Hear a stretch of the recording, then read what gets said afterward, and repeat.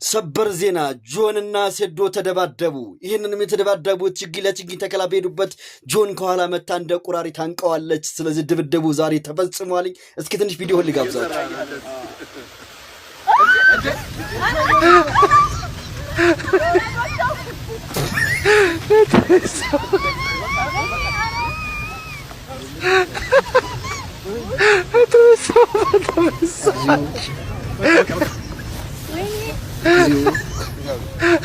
በግሮት በለኛ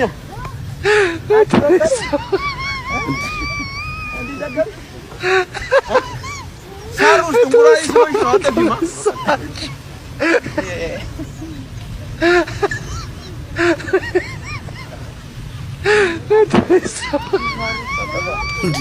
እንዲ አይ ሳሩስ ታጠፊማ